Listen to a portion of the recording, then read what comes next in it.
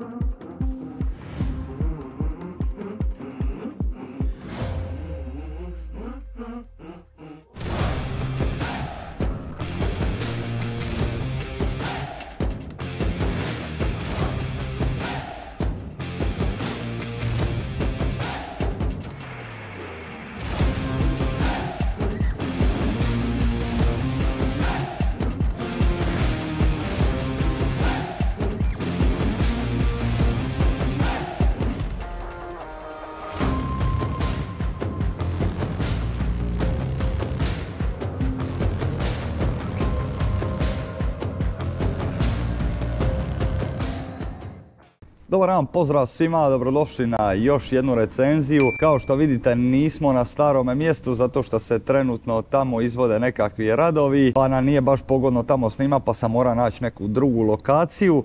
Također, ovo sad isprobavam malo noviji stil videa, pa ćete mi dole u komentaru obavezno ostaviti kako vam se sviđa ovo, gdje sam u stvari tehničke specifikacije ubacija na onaj intro o motoru, zato što pokušavam nekako skratiti ovu priču, jer sve te informacije možete potražiti na internetu, onako vam samo ubacim kratko, napišem specifikacije motora, a ovaj uvodni dio ću ostaviti da malo slobodno popričamo o ovome motoru. Motor koji izgleda kao Superbike, nekakav trkači motor, izgleda jako opako, to mi je nešto što mi se sviđa. Međutim, odmah na prvu čim sam došao blizu motora, našao sam mu 150 milijuna mana i ne, mi sad, ovo nije samo problem kod ovoga motora, to je problem kod svih današnjih motora i ja jednostavno te neke stvari ne mogu podnijeti.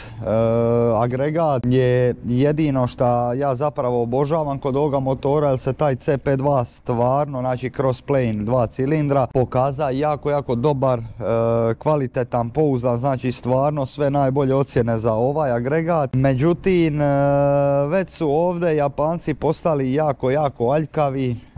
Ne sviđa mi se uopće izrada ovoga motora, stvarno mi je bez veze, a sad ću vam pokazati šta točno, pa da počnemo. Koji su ovi kabeli ovdje? Šta je ovo?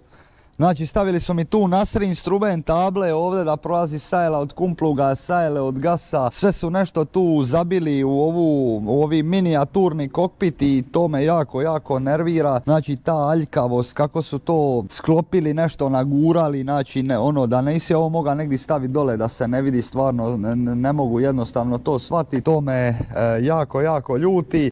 Brembov prednji kočioni cilindar na primjer mi se jako svidija, pretpostavljam da će ova Yamaha ima stvarno brutalne kočnice. Znači ovo mi je prva velika mana, a sad vam mogu pokazati onu drugu. Koji je ovo? Jel vidite kako su Japanci postali aljkavi? Šta je ovo? Pogledajte ovu štapinu ovdje, ima u njoj 48 cm i ovo je za šaltericu. Znači da ovo nisu mogli nekako finije napraviti ko na primjer na Phaseru 800 da to prolazi negdje kroz ramu tu. Znači ovdje ako se izvrneš, pitaj Boga kako ćeš doći do kuće, ali ovo će se sigurno iskriviti, pukniti. Znači ovo mi je jako loše i aljkavo napravljeno. Ko da su na kraju sastavili motor i rekli, jebote, nismo šaltericu stavili, aj napravi nešto da to bude funkcionalno, da možemo mijenjati brzine. Znači to mi je što se tiče ovih novih motora jako loše i stvarno mi se to ne sviđa. Kad već pljucamo do kraja, Japanci, aljkavost, pogledajte ovo.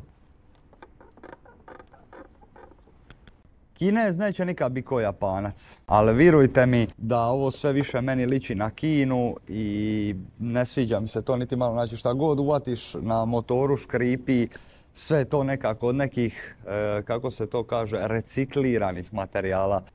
To mi je ono bez veze. Ovaj model motora koji ćemo danas voziti je mapiran, tako da je dosta bolji recimo nego neki tvornički motor koji kupite u dućanu.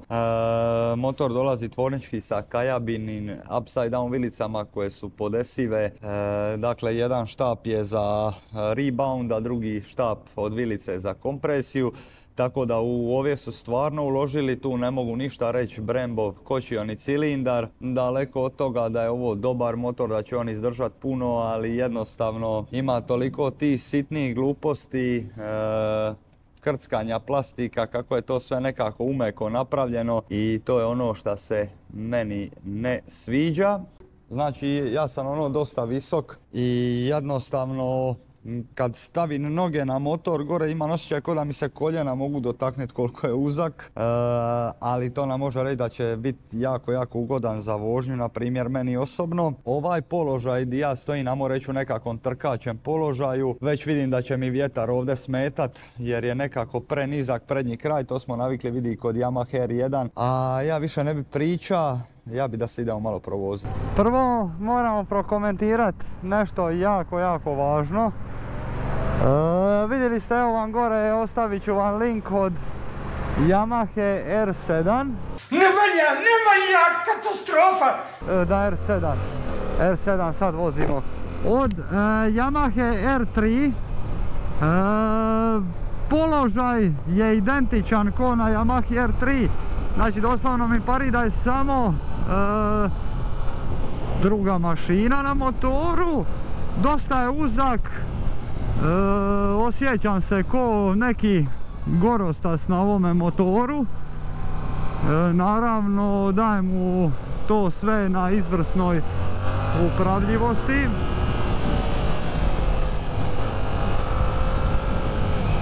Pogotovo ovako za neke male zavoje.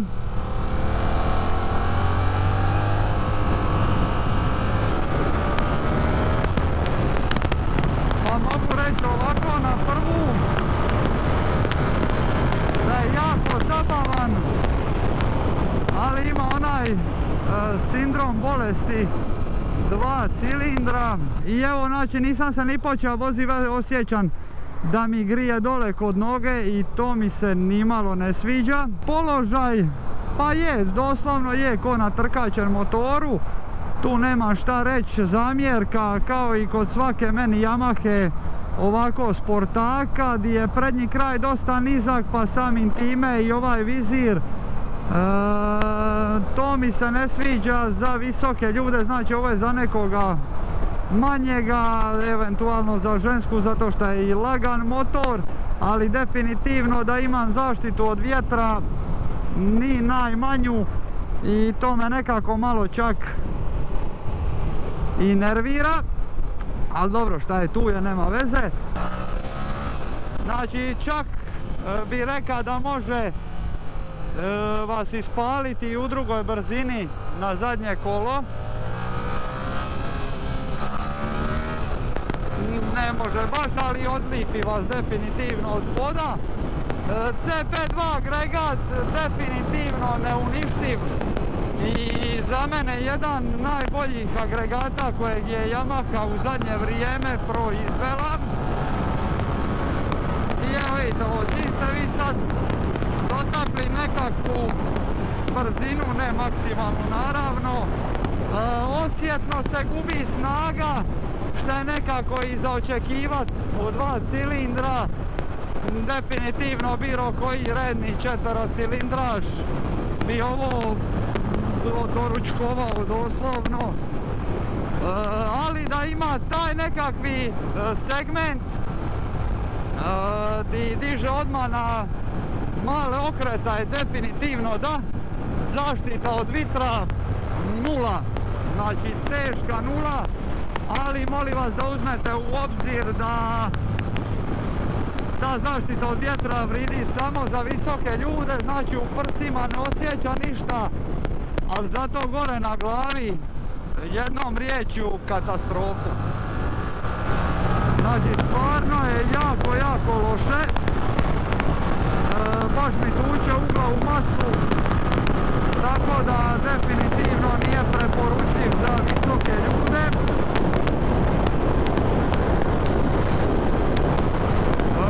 Ovdje, a šta ja znam, čini mi se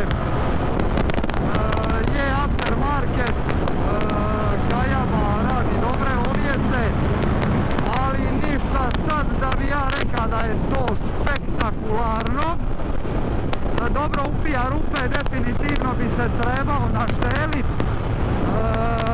S obzirom da je ovo, jel, tako reći neki R motor, ali MT-07 puno bolji ovjes ima od MT-07 i to mi se sviđa.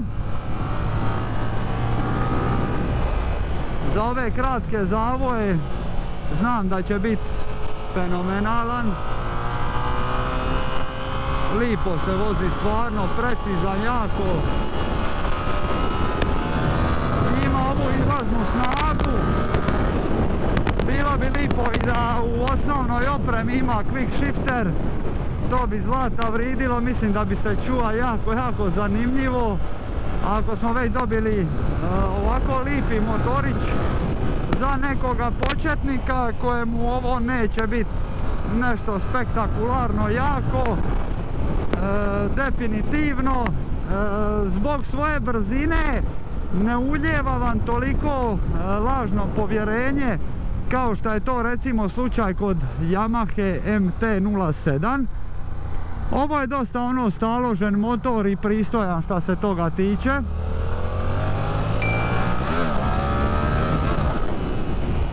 Motor naravno lagan za zadnje kolo, ali to sam nekako i očekivao, još da je to malo skraćeni prijenos. Definitivno za neke veće okuke naspram 4 cilindra nije nešto najbolji, ali jedna stvar mi se jako svidjela i to odmah čim sam sija na motor. A sad ću vam odmah i pokazati o čemu se tu radi. Kočnice, dakle Brembov kočioni cilindar, brutala. Znači stvarno brutalna kočnica. To je uvijek bilo i za očekiva, znate da smo uvijek govorili da volimo Yamahine kočnice. Znači on ovo odrađuje sve ovdje bez pola muke. Stvarno je lagan za ove zavoje, tu se nema šta reći.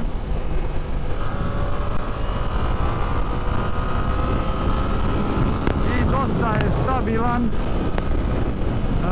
Malo na masu motora koje sjednete nije poštelan ovjes prema vozaču i to vam nekad zna dat drugačiju sliku, ali pošto smo ja i vlasnik onako tu negdje po kilaži i to jest on je malo čak teži od mene, onda mi je, ja bi se još malo pozabavio oko ovjesa, iako i ovako dosta lijepo prima rupe, ne osjećaju se udarci, mjenjač malo tvrd, ipak je malo tvrd. Najružnija stvar koju su mi napravili na ovome motoru su ovi mrtvi kablovi kod satova i to me znate kako nervira.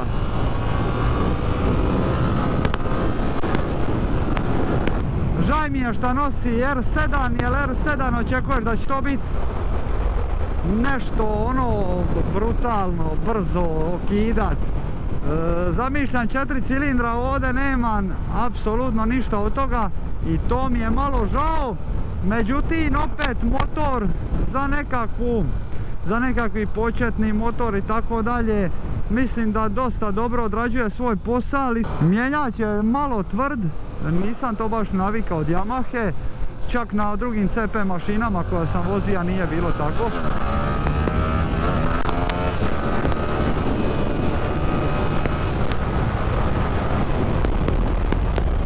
Pogledajte kočnicu.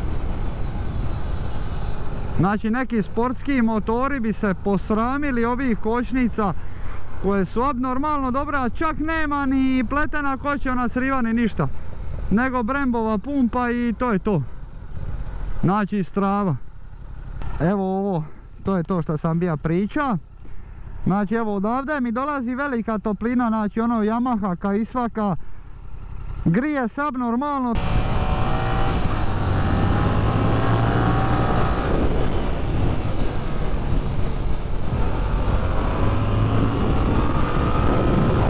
Lijepo se on baca u zavoj i sve tu nema zamjerke. Kočnica Ne da može ovoga...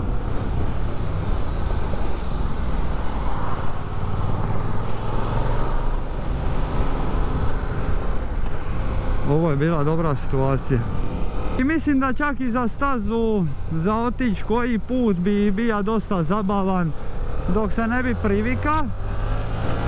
I onda bi vjerojatno do stadija. Zvuk ima isti ko i MT, oni 07 i Tracer 700. Znači ništa drugačiji zvuk nije, meni to nije privlačno, ja sam uvijek bio čovjek od 4 cilindra. Ali da je ovo loše, definitivno ne. Znači nije loše. Dobar sasvim motorić, ovo R9 Yamahi, mislim da je to govno, daleko od toga da će to Yamaha napraviti dobro, ali ono, izgubiti R1 i nadodat R9, to mi je kovaca teška. A ovaj motor mislim da može svako sa njim upravljati i to lagano, pa samim time je dosta i upravljiv, tako da eto, to bi bilo nekako po meni nekakav suma summarum. Yamaha Yamaha, ja mislim da ima najveću prevaru u trgovini, gdje vam proda motor jeftino, navodnike jeftino, ali jel naspram drugih jako jeftino, i onda vam nudi udobne siceve. Znači oni naprave neki sic koji je neudoban i odmah vam za 350 eura ponudi udobne siceve, pa vam ponudi ovo, ponudi ono, znači dosta opreme.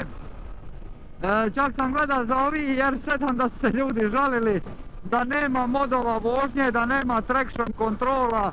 Znači koji će ti kurac na ovome modovi vožnje, znači ovo nije ovo R1, doduše možda sam i ja malo sada zaostao u krivim vremenima, možda se neko osjeća na ovome ko na R1, ali ono, ovo je Tenera 700, razumijete me, samo malo drugačiji prijenos. Znači šta će ti na ovome modovi vožnje, totalno nepotrebno i drago mi je da nema to. Sem ABS-a, mislim da vam apsolutno ništa drugo na ovome motoru i ne treba. A da ne pričamo sad o traction kontrolu, šta će ti na ovome traction kontrolu, pari da ima 150 konja i 2 cilindra, ja bi rekao aj.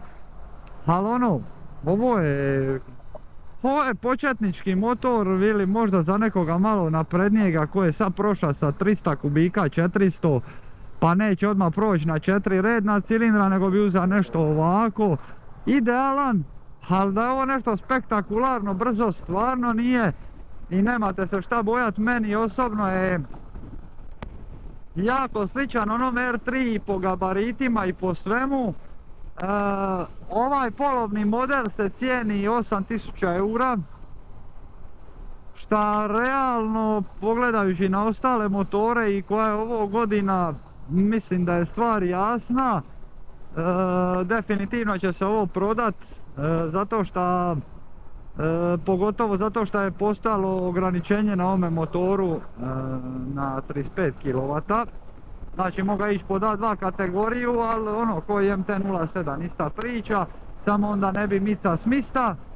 A za nekoga ko je tek ušao u svijet motora, ima malo više novaca i može si ovo priuštiti, zašto ne, jako meni stabilan motor, lagan za upravljat, stvarno možete čuda sa njim radit i izgleda dosta sportski, dok ga ne upalite i date mu gasa, onda samo prdeca.